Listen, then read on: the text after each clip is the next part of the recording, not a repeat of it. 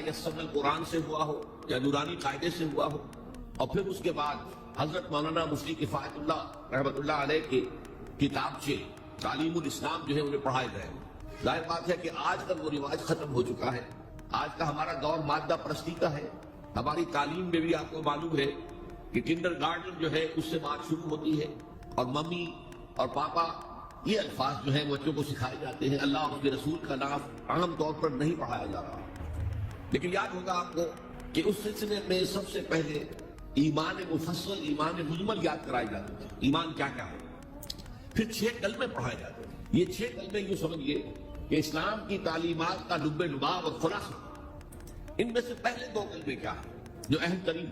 کلمہ طیبہ لا الہ الا اللہ محمد رسول اللہ صلی اللہ علیہ وسلم، یہ مختصر ترین کلمہ ہے، اسے کلمہ طیبہ کہتے ہیں، اور یہ سمجھیے کہ ہمارے دین کی جڑ اور بنیاد اور اساس۔ دوسرا کلمہ اسی میں لفظ شہادت کا اضافہ ہو کر اشہد ان لا الہ الا اللہ واشہد ان محمد رسول اللہ صلی اللہ علیہ وسلم۔ یہ کلمہ شہادت جو ہے یہ اسلام میں داخلے کا شاہدرہ ہے۔ شاہدرہ، در کہتے ہیں دروازے کو، شاہدرہ بہت بڑا دروازہ۔ جو لوگ دلی سے واقف ہیں انہیں یاد ہوگا، معلوم ہوگا کہ دلی جو ہے وہ جمنا ندی یا جمنا دریا کے مغرب میں واقع ہے، اور مشرق سے جو بھی آتا ہے یو پی سے، اس کو پہلے ایک قصبے سے گزرنا پڑتا ہے، جس کے بعد پل آتا ہے جمنا کا، اس قصبے کا نام ہے شاہدرہ آتا ہے۔ اسی طرح کا شاہدرہ ایک لاہور میں ہے۔ لاہور جو ہے وہ راوی کے جنوب مشرقی کنارے پر ہے، آباد ہے شہر۔ اب جو بھی پشاور سے، سرحد سے، اسلام آباد سے، پورے پنجاب سے لوگ آتے ہیں تو انہیں لاہور میں داخل ہونے کے لیے دریائے راوی کراس کرنا ہوتا ہے، لہذا وہاں بھی ایک قصبہ ہے جس کا نام شاہدرہ ہے۔ شاہدرہ یہ بڑا در ہے کہ جس سے داخل ہو کر آپ دلی میں یا لاہور میں داخل ہوں گے۔ اسی طرح میں نے عرض کیا کہ اسلام میں داخلے کے لیے شاہدرہ جو ہے وہ ہے اشہد ان لا الہ الا اللہ واشہد ان محمد رسول اللہ صلی اللہ علیہ وسلم۔ آج میں انہی 2 کے حوالے سے آپ کے سامنے کچھ باتیں رکھ رہا ہوں، باتیں بالکل بنیادی ہیں، اور میں سمجھتا ہوں کہ آپ کے ذہنوں کے اندر موجود ہیں۔ صرف یہ ہے کہ آپ نے شاید زیادہ کبھی شعوری طور پر توجہ نہ دی ہو اور ان کے بارے میں کہیں گہرا غور و فکر نہ کیا ہو۔ دیکھیے پہلا جز کیا ہے؟ لا الہ الا اللہ، کلمہ توحید ہے یہ، اللہ کے سوا کوئی معبود نہیں۔ اب اس کا تقاضا کیا ہے؟ اور دوسرا جز ہے محمد رسول اللہ صلی اللہ علیہ وسلم، اس کا تقاضا کیا ہے؟ اللہ کے سوا کوئی معبود نہیں، معبود برحق صرف اللہ۔ اس کا کیا مطلب ہے؟ عبادت صرف اس کی ہو، کوئی معبود نہیں اللہ کے سوا، عبادت اس کی ہو۔ اس عبادت کا مفہوم کیا ہے؟ قرآن مجید میں بہت سے انبیاء کی اور رسولوں کی دعوت بیان ہوئی، اور نام بنام کہا گیا ان کی دعوت کیا تھی؟ ان اعبدوا اللہ ما لکم من الہ غیرہ، اللہ کی عبادت کرو، تمہارا کوئی الہ ان کے سوا نہیں۔ اس کے ساتھ ہی بعض صورتوں میں ایک لفظ کا اضافہ ہوتا ہے، سورہ شعراء ان اعبدوا اللہ واطیعون، عبادت اللہ کی کرو، میری اطاعت کرو۔ تو اللہ کی عبادت کیا ہے؟ جس کے لیے سورہ ذاریات میں فرمایا وما خلقت الجن والانس الا لیعبدون، میں نے نہیں پیدا کیا ہے جنوں اور انسانوں کو مگر صرف اس لیے کہ میری عبادت کریں۔ تو معلوم ہوا کہ لا الہ الا اللہ کا تقاضا کیا ہے؟ ہم تن ہم وقت اللہ کی عبادت۔ یہ عبادت کیا ہے؟ بدقسمتی سے مسلمانوں پر جو زوال آنا شروع ہوا خلافت راشدہ کے بعد سے، ایک زوال اسلام کا شروع ہو گیا، اگرچہ مسلمانوں کا تو عروج جاری رہا۔ دور بنو امیہ میں، دور بنو عباس میں دنیاوی اعتبار سے سطوت، شان اور شوکت بڑھتی چلی گئی، لیکن اسلام جو ہے اس کے اندر زوال شروع ہو گیا۔ سب سے پہلا زوال کیا آیا؟ وہ خلافت کہ جو مسلمانوں کو اپنے میں سے کسی بہترین شخص کا انتخاب کر کے جس کا تعین ہونا چاہیے تھا، وہ خلافت موروثی عہدہ بن گئی، خاندانی بات بن گئی، قبائلی بات بن گئی۔ یہ ہمارے زوال کا پہلا مظہر تھا۔ بہرحال اس کے بعد رفتہ رفتہ ہمارے تصورات بھی کچھ محدود ہوتے چلے گئے، ہوتے ہوتے بات یہاں تک پہنچی کہ عبادت کا مطلب ہے نماز، روزہ، حج اور زکات۔ اب پہلی بات تو یہ سوچئے، کیا انسان ہر وقت نماز پڑھتا ہے، ہمیشہ روزہ رکھتا ہے؟ جب اللہ کہہ رہا میں نے تو پیدا ہی کیا میری عبادت کے لیے، کوئی اور کام اگر وہ کر رہا ہے تو وہ میرے مقصد تخلیق کے خلاف کر رہا ہے۔ وما خلقت الجن والانس الا لیعبدون، میں نے تو جنوں اور انسانوں کو صرف اس لیے پیدا کیا کہ میری عبادت کریں۔ تو اصل میں بات کیا ہے؟ یہ نماز، روزہ، حج اور زکات یہ بھی عبادات تو ہیں، اصل عبادت کچھ اور ہے۔ اصل عبادت کیا ہے؟ آپ کہتے ہیں غلام کو، غلام اس میں زمانے کا تصور کیجیے، یہ ایسا نہیں تھا جیسے آپ کسی کو ملازم رکھ لیں، آج امپلائی ریلیشن شپ یہ اور ہے۔ آپ نے کسی کو ملازم رکھا ہے، فرض کیجیے دہاڑی پر رکھا ہے، وہ 8 گھنٹے کام کرے گا پھر چھٹی کرے گا، اس کے بعد وہ آپ کا کوئی تابع نہیں ہے، آپ کا غلام نہیں ہے، بلکہ آپ کا بھی ایک ہی ووٹ ہوگا، جب الیکشن ہوگا اس کا بھی ایک ہی ووٹ ہوگا۔ تو اصل میں غلام جو ہوتا تھا وہ ہمہ وقت، ہمہ تن، ہما جہد ہما وجوہ بندگی کرتا تھا، اطاعت کرتا تھا۔ ملازم کہہ سکتا تھا کہ میرے تو اوقات ختم ہو گئے، آپ نے کسی کو رکھا خانسامہ کی حیثیت سے، فرض کیجیے ابھی فلش سسٹم نہیں آیا تھا تو بیت الخلاء جو ہے آپ جس طرح کے ہوتے تھے سب کو یاد ہے، کسی دن بھنگن نہیں آئی آپ کہیں اس سے خانسامہ سے کہ جاؤ بیت الخلاء صاف کراؤ، وہ صاف کہے گا صاحب میں آپ کا میں تو خانسامہ ہوں، میں آپ کو کھانا پکا کر دینے کا پابند ہوں، میں یہ آپ کا بیت الخلاء صاف کرنے کا تو پابند نہیں ہے، کہے گا نہیں کہے، لیکن غلام نہیں کہہ سکتا، غلام تو ملکیت ہے، وہ 24 گھنٹے کا ہوتی ہے، جو کام کہا جائے کرنے پر مجبور ہے، انکار نہیں کر سکتا۔ اور آپ کو معلوم ایک اور بات ہونی چاہیے کہ غلام تو خود مملوک ہوتا ہے، اس کی ملکیت کوئی نہیں ہوتی۔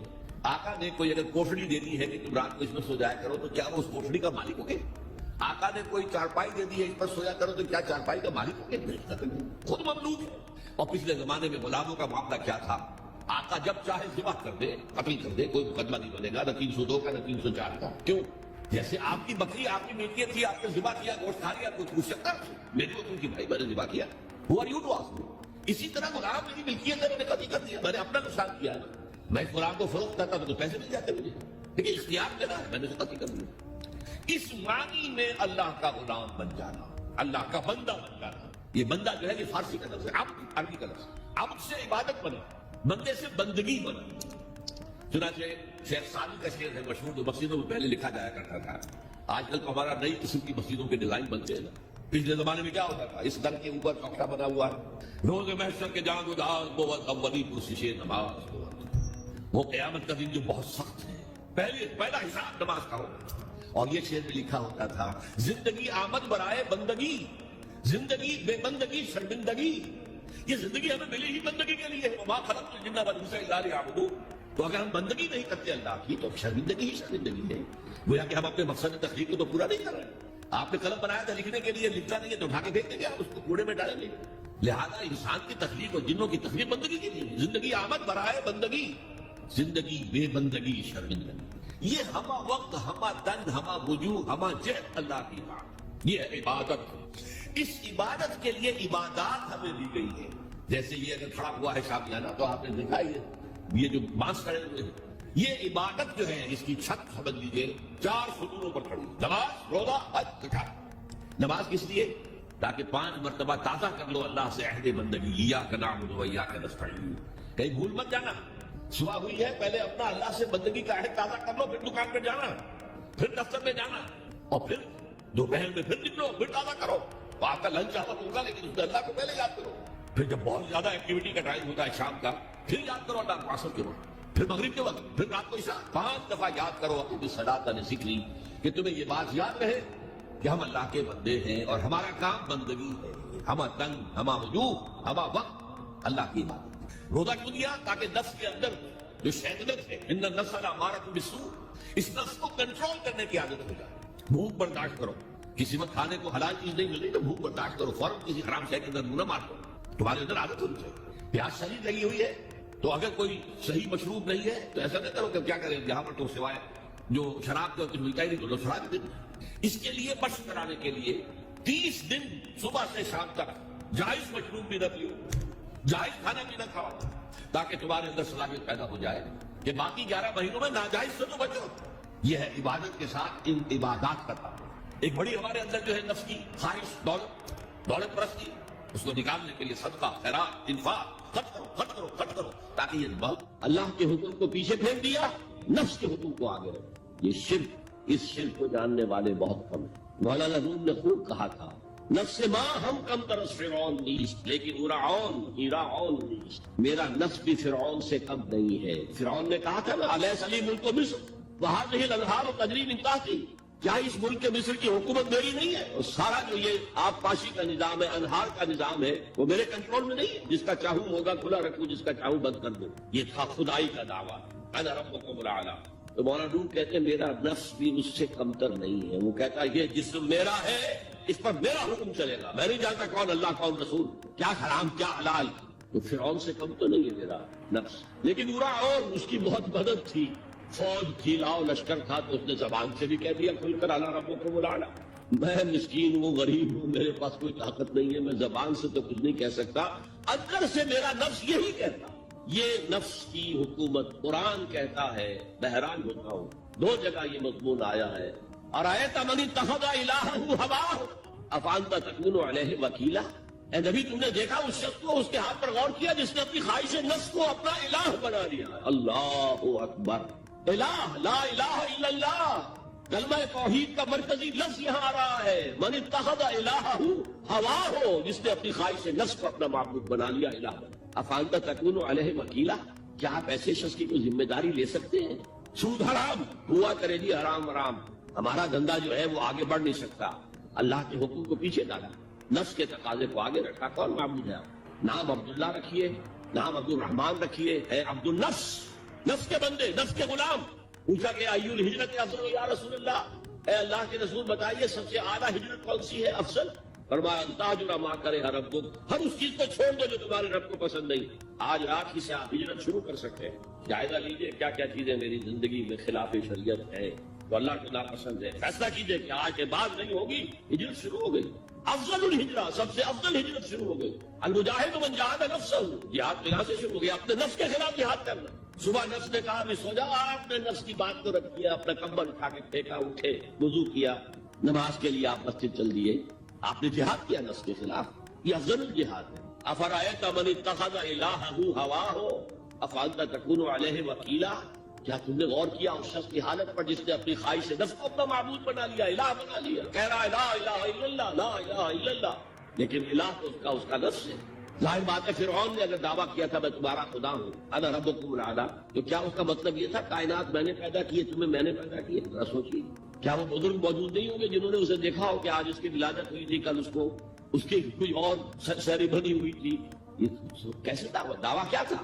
میرا حکم چلے گا، میں نہیں جانتا، علیہ سلیم کو مصر کی حکومت میری ہے کہ نہیں؟ قرآن حکیم نے بھی سورہ آل عمران کے آخری رکوع میں ذکر کو سب سے پہلے اور سب سے اہم عامل کی حیثیت سے شمار کیا۔ چنانچہ اس کی پہلی آیت جو ہے سورہ آل عمران کے آخری رکوع کی، اس میں تو وہی مضمون جو میں بیان کر چکا وہ آیا ہے، ان فی خلق السماوات والارض واختلاف اللیل والنہار لآیات لأولی الالباب، یقیناً آسمان اور زمین کی تخلیق میں اور دن اور رات کے الٹ پھیر میں نشانیاں ہیں ہوش مندوں کی، ان کے ذریعے سے انسانی شعور کے اندر وہ معرفت رب اجاگر ہوگی۔ وہ پہلا مرحلہ اس نے طے کر لیا، وہ ڈورمنٹ معرفت اب ایکٹیویٹ ہو گئی، اب مزید فکر کا مرحلہ ہے جو اگلی آیت میں آیا ہے، الذین یذکرون اللہ قیاما وقعودا وعلی جنوبہم ویتفکرون فی خلق السماوات والارض ربنا ما خلقت ھذا باطلا سبحانک فقنا عذاب النار، یعنی تفکر جو ہے، ویتفکرون فی خلق السماوات والارض، وہ تفکر کرتے ہیں، غور و فکر کرتے ہیں آسمان اور زمین کی تخلیق میں، لیکن اس تفکر کے ساتھ لازماً ذکر، اور ذکر مدام، ذکر بھی وہ کہ جو مستقل ہو، ہر حالت میں ہو۔ الذین یذکرون اللہ قیاما وقعودا وعلی جنوبہم، وہ لوگ کہ جو اللہ کو یاد کرتے ہیں، اللہ کا ذکر کرتے ہیں، کھڑے ہوئے بھی، بیٹھے ہوئے بھی، اور اپنے پہلوؤں کے بل یعنی لیٹے ہوئے۔ اب ان تین کے سوا کوئی پوزیشن انسان کی نہیں، اسی کا نام ہے دوام ذکر، اور اس کے ساتھ اگر وہ تفکر کرتے ہیں تو ان کا فکر اگلی منزل تک پہنچتا ہے۔ تو پہلی شے تھی فکر انسانی کی صحیح رخ پر مزید پیش قدمی اور پیش رفت، اور اس کے لیے لازم ہے ذکر و فکر کا امتزاج۔ دوسری چیز کو لیجئے عمل کی درستی، اس عمل کی درستی کے لیے اللہ تعالیٰ کے ساتھ ایک گہرے تعلق کی ضرورت ہے، اس لیے کہ صبر کی بحث میں یہ مضامین شاید آپ کے سامنے آ گئے ہوں کہ صبر، جہاں مصیبت پر صبر ہوتا ہے، تکلیف پر صبر ہوتا ہے، اللہ کے احکام پر جمنا یہ بھی صبر ہے، نفس کی خواہشات کی بات کو تھام کر رکھنا، کھینچ کر رکھنا یہ بھی صبر ہے، اور استقامت کسی شے پر قائم رہنا یہ بھی صبر ہے۔ تو عمل صحیح پر استقامت کے لیے وَاصْبِرْ وَمَا صَبْرُكَ إِلَّا بِاللَّهِ، اس صبر کی سب سے اہم جو بنیاد ہے، اس کا جو سب سے بڑا ذریعہ ہے، اس کا جو سب سے بڑا سہارا ہے، وَمَا صَبْرُكَ إِلَّا بِاللَّهِ، اس کے لیے ضرورت ہے ایک گہرے تعلق کی کہ اللہ کے ساتھ ایک ایسا تعلق برقرار رہے جو نہ صرف گہرا ہو بلکہ دائم و قائم ہو، مسلسل۔ ذرا ظہور ہوگا تعلق مع اللہ میں، ذرا کمی آئے گی، شیطان کا وار طاری ہو جائے گا۔ اسی کو حضور نے حدیث میں یوں تعبیر کیا ہے تمثیلاً کہ جو دل اللہ کی یاد سے غافل ہے اس پر، فارسی کا وہ مقولہ بھی ہے کہ خانہ خالدہ دیو میں گرت، گھر خالی رہے تو جنات اس پر دیو جو ہے آ کر قبضہ جما لیتے ہیں. تو خانہ قلب جو ہے اگر یاد خدا بندی سے خالی ہو گیا تو شیطان ابلیس لعین اپنی تھوتنی ٹکا دیتا ہے. یہ لفظ آتا ہے سور کے منہ کے لیے تھوتنی، جس طرح اس کا نکلا ہوا سا منہ ہوتا ہے آگے، تو یہ لفظ استعمال کیا گیا کہ وہ اپنی تھوتنی انسان کے دل پر جما کر اور پھوکے مارنے شروع کر دیتا ہے. تو شیطان کو موقع ہی تب ملتا ہے جب انسان کے تعلق مع اللہ کے اندر کرے، وہ خانہ بالکل خالی ہو گیا ہو یا اتنا ضعیف ہو گیا ہو کہ کل عدم ہوتا ہے، گویا کہ نہیں. تیسری چیز کی طرف آئیے، روحانی ترقی. روحانی ترقی کے لیے میں ایک اصطلاح کے سامنے لا رہا ہوں. اس سے مراد کیا ہے؟ روحانی ترقی کے لیے ہماری دینی اصطلاح ہے تقرب الی اللہ، اللہ سے قریب تر ہوتے چلے جانا. اس پر میرا ایک کتابچہ بھی ہے. تقرب الی اللہ کے دو مدارج، دو درجے، جو در حقیقت ایک حدیث نبوی علیہ الصلوۃ والسلام ہی پر مبنی ہے کہ حضور نے ایک درجہ قرار دیا ہے تقرب بالفرائض، فرائض کے ذریعے سے انسان اللہ کے قرب حاصل ہے. ایک ہے تقرب بالنوافل، نوافل کے ذریعے سے اللہ کا قرب حاصل. ان میں کیا نسبت و تناسب ہے؟ اہمیت کے اعتبار سے کون بڑھ کر ہے، بلندی کے اعتبار سے کون بڑھ کر ہے، یہ تمام مسائل میں نے اپنی اس تقریر میں بیان کیے تھے جو اس کتاب سے شائع ہوئی ہے. اس وقت میں اس کی تفسیر میں نہیں جا رہا، صرف یہ تذکرہ اس لیے کر رہا ہوں کہ جن کو بھی خواہش ہو جائے وہ اس کا مطالعہ کرے. ہماری اس وقت کی گفتگو سے وہ کتاب کیا اس جگہ پر منسلک ہوگا. تو تقرب الی اللہ، یہ تقرب کوئی فزیکل فینومینل نہیں ہے، جسمانی یا مادی مسئلہ نہیں ہے. اللہ سے قرب یہ نہیں ہے کہ کوئی کروڑوں میل کا فاصلہ ہے، اب ہمیں وہ رسی پر چڑھنا ہے اوپر بڑی محنت اور مشقت سے. فصل تو ہے ہی نہیں، فاصلہ ہے ہی نہیں، موت ہے ہی نہیں. نحن اقرب الیہ من حبل الورید، ہم تو انسان سے اس کی شہرگ سے بھی زیادہ قریب. ہوا معکم اینما کنتم، وہ تو تمہارے ساتھ ہی ہوتا ہے جہاں کہیں بھی تم ہو. بس صرف یہ کہ تمہاری توجہ نہیں ہوتی، تم اور چیزوں میں مشغول و مصروف رہتے ہو، تم ہماری طرف دھیان ہی نہیں دیتے، تم ہماری طرف متوجہ ہی نہیں ہوتے. ہم تو مائل بے کرم ہے، کوئی سائل ہی نہیں، راہ دکھلائیں کسی رہنم منزل ہی نہیں. انسان جب متوجہ ہو جاتا ہے اور بڑھتا ہے، آگے پیش قدمی کرتا ہے روحانی اعتبار سے، تو یہ ہے در حقیقت تقرب الی اللہ، اور اسی کو ہم کہیں گے روحانی ترقی. اب ان تین چیزوں کو اگر آپ نے ذہن میں جما لیا، پھر میری بات کی ترتیب اس کو ذہن میں قائم کیجئے. ہم چلے کہاں سے کہ دین کے ساتھ اصل مناسبت فلسفے کی نہیں، حکمت. نمبر 2، حکمت قرآنی کا پہلا اور اہم ترین اور بنیادی مسئلہ معرفت رب کا حصول. اس کا نتیجہ شکر خدا، اس کا ذریعہ آیات آفاقی، آیات انفسی، اور سب سے بڑھ کر آیات قرآنیہ جو الذکر ہے، جو تذکرہ ہے، جو ذکر ہے. لیکن اس پہلے مرحلے کو اگر کوئی انسان بفضل ہی تعالی، اللہ کے فضل و کرم سے طے کر لے، اب اس کے سامنے تین مسئلے: فکر کی مزید پیش رفت، مزید پیش قدمی صحیح رخ پر، اس کے لیے ذکر اور فکر دونوں کا امتزاج لازمی. فقر قرآن اختلاط ذکر و فکر. الذین یذکرون اللہ قیاما وقعودا وعلی جنوبہم ویتفکرون فی خلق السماوات. دوسری شے عمل کا درست رہنا، نہ افراط و تفریط ہو، عدم توازن ہو، نہ انسان نفس سے مغلوب ہو جائے، نہ انسان جذبات کی رو میں اندھا ہو جائے، نہ انسان ماحول سے مرعوب ہو کر متاثر ہو، صحیح رخ پر اس کا عمل. نمبر 3، روحانی ترقی جو اصل حاصل ہے، جو اصل مقصود ہے. نمبر 2 چیز کے لیے تعلق مع اللہ ضروری، نمبر 3 کے لیے تقرب الی اللہ. اب غور کیجیے، ان تینوں چیزوں کا بڑا گہرا تعلق ہے نماز کے ساتھ. ان تینوں کے لیے ستون کی حیثیت نماز ہے. لہذا ایمان کے بعد یا معرفت رب کے بعد حکمت دین کا اہم ترین مسئلہ نماز، صلاۃ. اس لیے کہ ایک طرف یہ انسان کو اللہ کے ساتھ ایک گہرے تعلق کا ذریعہ فراہم کرتا ہے، اپنے تمام مصروفیات میں سے ان مشغولیتوں میں جن میں گم ہونے کا خدشہ ہوتا ہے نکلو. 24 گھنٹے کے معمولات میں سے کم 5 مرتبہ تو لازماً نکلو اور اپنے آپ کو ذرا، اپنے حواس کو بھی، اپنی باطنی کیفیات کو بھی ذرا تازہ کرو. اگر کوئی گندگی، نجاست، کسی طرح کی ناپاکی کا کوئی معاملہ ہے، طہارت حاصل کرو. طہارت سے تمہارے اندر روح کو بھی بالغگی ہوگی، تمہارے حواس بھی تازہ ہوں گے. تم گویا کہ بحیثیت کل تمہاری ہستی چاق و چوبند ہو جائے. وہ کسل، وہ سستیاں، وہ جو ایک کثافتیں ہوتی ہیں، ان سب سے نجات حاصل کرو. اور آپ اپنے رب کے حضور میں کھڑے ہو جاؤ، اس کے ساتھ اپنا عہد بھی تازہ کرو، اس کی اہم صفات کو بھی اپنے ذہن میں پھر مستحضر کرو۔ یہی وجہ ہے، دیکھیے میں نے جو آیات آپ کو شروع میں سنائی تھی، سورہ لقمان کی 2 آیتیں، پہلی آیت میں اس کا ترجمہ کر چکا، دوسری آیت وَلَقَدْ وَإِذْ قَالَ لُقْمَانُ لِابْنِهِ وَهُوَ يَعِظُهُ يَا بُنَيَّ لَا تُشْرِكْ بِاللَّهِ إِنَّ الشِّرْكَ لَظُلْمٌ عَظِيمٌ۔ اس کے بعد درمیان میں کچھ مضمون آ کر پھر وہ آیت مبارکہ آئی، یا بنی اقم الصلاۃ وامر بالمعروف وانہ عن المنکر واصبر علی ما اصابک۔ گویا کہ اہم ترین چیز، بنیادی ترین چیز، اللہ کو محض پہچان لینا کافی نہیں ہے، یاد رکھنا ضروری ہے۔ اللہ یاد رہے گا تو فکر صحیح آگے بڑھے، اللہ یاد رہے گا اور اس کے ساتھ ایک گہرا تعلق جو ہے برقرار رہے گا تو عمل درست ہے۔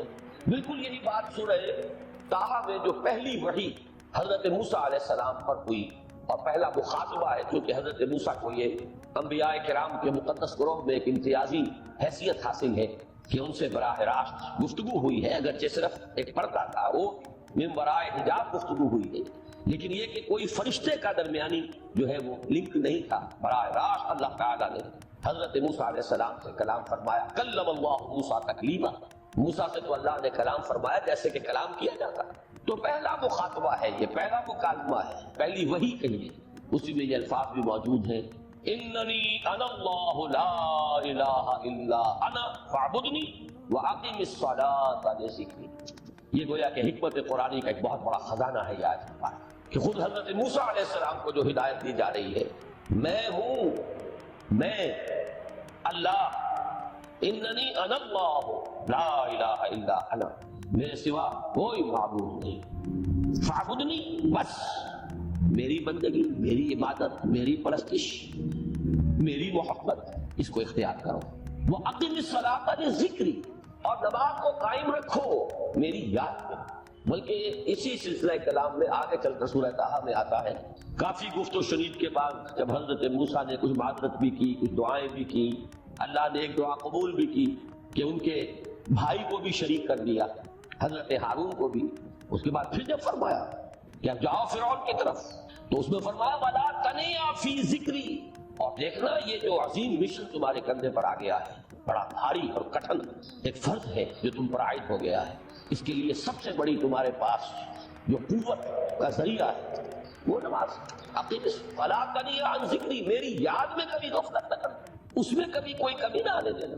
جیسا کہ میں نے عرض کیا تھا کہ جیسے ہی وہ تعلق جو ہے کمزور پڑتا ہے یا منقطع ہو جائے معاذ اللہ، تو پھر انسان گویا کہ شیطان کے لیے ایک لقمہ تر بن جاتا ہے۔